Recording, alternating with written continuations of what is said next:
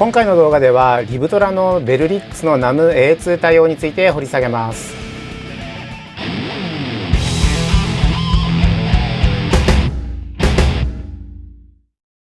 こんにちは、イサムです。ギター機材を雰囲気じゃなく理解して使うチャンネルです。単体 NAMU ローダープラス IR ローダーということで面白そうで買ってみたこのベルリックスですけど、やはりこの値段で NAMU と IR が使えるっていうところがポイントだなと思ってます。で NAMU については他の動画でも解説してますが、要はどこか一社のメーカーに縛られないオープンな技術です。技術的には実機の回路を解析するシミュレーションではなく、実際の音をひたすら聞かせるキャプチャータイプですね。で NAMU は個人が作ったキャプチャーデータを誰でも共有して使えるっていうことが特徴だと思ってます。で有名なのはトーン3000というサイトで、ここに世界中から何十万というアンプのキャプチャーデータが集まってきています。昨年あたりからこの NAMU を実行できる安いマルチエフェクターも出てきていて、裾野が広がってきてるかなってところですね。なんですけど、もともとパソコン上で実行する技術なので、マルチ上で実行するって結構難しくって、パソコンと同じアルゴリズムを実行できるっていうマルチは少ないんですよ。でしかも高い。で多くはマルチが実行できるような独自の形式に変換して、ちょっと違うけど大体似てるみたいな、そんな感じで扱われてきました。この独自形式に変換するっていうところでどうしても元々の NAMU とは違っちゃう、つまりキャプチャーした音から離れちゃうよねっていうところが現実でした。でそれがですね、最近第2世代 A2 っていうのが出てきて、比較的チープなハードウェアでも変換なしで実行できるようになったんですよ。僕もね、ブラックスターのビームミニっていう NAMU を直接実行できるアンプ、これ買ったんですよね。これまさに NAMU-A2 対応で、そのまんま変換なしで実行できるんですよ。めっちゃ楽しいですこれ。で今回買ったこのベルリックスは NAMU を変換して実行するタイプです。しかもね A2 の NAMU を取り込もうとすると取り込めない、つまり A1 第一世代しか対応してなかったんですよね。まあそれでももともと入ってるアンプ9種類ありますし、NAMU の A1 世代のものも何十万っていう数がトーン3000にありますから、まあ一生遊べるって言っても過言じゃないかなっていうものだったんですよ。っていうことで、ちょうど昨日動画を作ってアップしてたら、その直後にですね、リブトラの YouTube にベルリックスが NAMU-A2 に対応しますって宣言が出たんですよ。もうね、いても立ってもいられなくなって、早速生配信しながら書き換えてみましたっていう配信やったんですよ。そしたらね NAMU の A2 取り込めるようにはなってたんですよね。おおすげえじゃん、やった、さすがファームアップって思ってたんですけど、ファイルの転送が遅いんですよね。でこれ NAMU 変換してるなと思いました。つまり A2 対応って言っても変換して対応してるんだなって思ったわけです。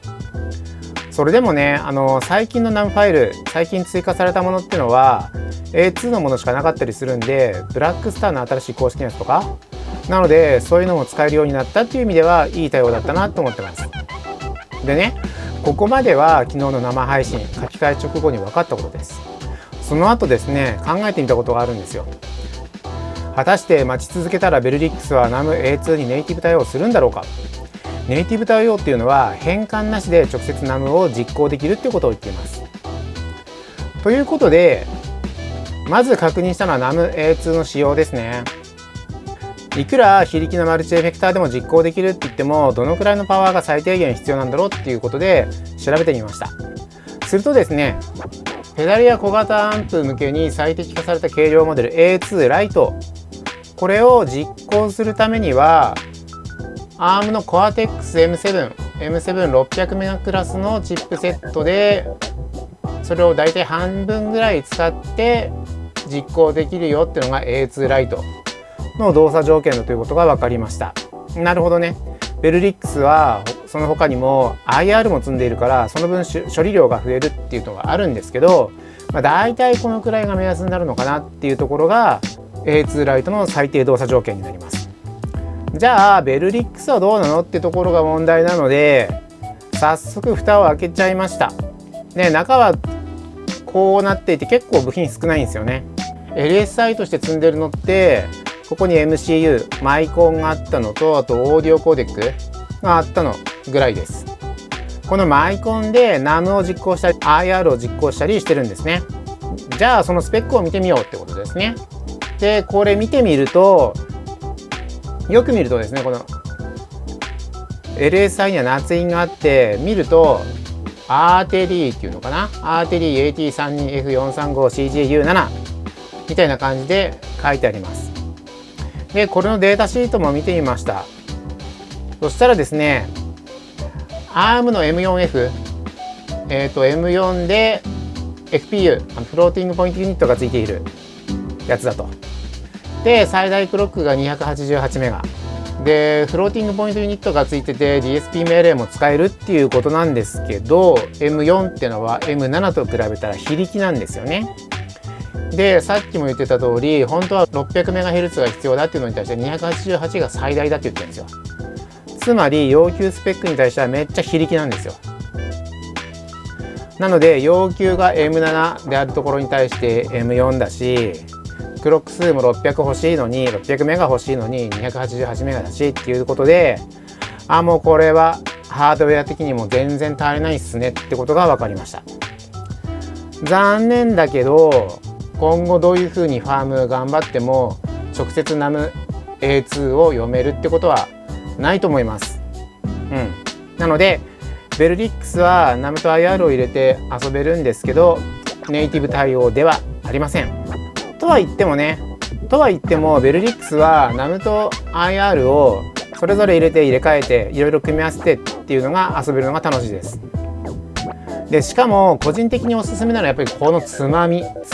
が最高なんですよ。何が最高って、このロータリーエンコーダー、いつまでもぐるぐる回るやつじゃなくて角度に意味があるんですよね。12時って真ん中ってしたらちゃんと真ん中の値になるし、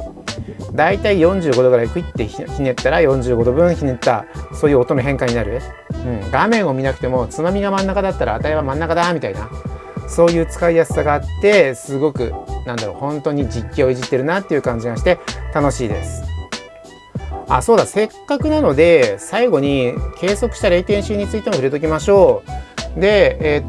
レイテンシー見ました。これ下が原音、下が入力に対して上が出力、エフェクターを通った音になります。でバイパスの時はなんと驚きのゼロレイテンシー、もこれ本当縦の線がぴったりずれずに1サンプルもずれてないっていうことなのでゼロレイテンシーです。すごいですね。ちょっとこの辺歪んでますけどね。で NAM と IR を有効にしたこの接続、入力があって NAM と IR の処理をして外に出すっていう、この処理の時はだいたい6ミリ秒ぐらい、288サンプル、48キロで288サンプルの6ミリありました。なるほどね。これって1万円から2万円ぐらいの中華マルチによくある数値っていう感じですね。であとこっちこのベルリックスの使い方の特徴として面白いのが、このセンドリターンができるところ、こっから入れてあげた音に対してアンプをかけてそれを外に出して他のエフェクターかけて戻してあげて、今度 IR をかけて外に出すっていうことができるんですけど、これねどうしてもさすがにここで1回デジタルにしてアナログに戻す、またデジタルにしてアナログに戻すっていう2回の変換をするんでどうしても時間がかかっちゃう。で実測でもやっぱり554サンプル 11.5mm ちょっと長めにかかっちゃいますね。これさすがにあれちょっと遅れてるかなって認知できるレベルです。全然演奏自体は弾けなくはないんですけど、もしこのセンドリターンのところにデジタルのエフェクトを入れたらさらにもっと遅れちゃうし、 IR の後にもしデジタルのエフェクトを入れたらそこでもやっぱり遅れちゃうし、なんなら入力のところにワイヤレスなんか使っちゃったらそこでも遅れちゃうみたいな感じで、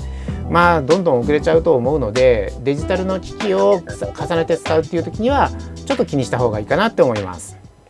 ということでですね、最後畳みかけるようにレイテンシーの話もしましたけど、とにかくこのベルリックス、これは死んでも NAM-A2 にはネイティブ対応できないよってことがこの動画の結論になります。とは言ってもさっきも言った通り、このつまみ面白いんでこの子自体は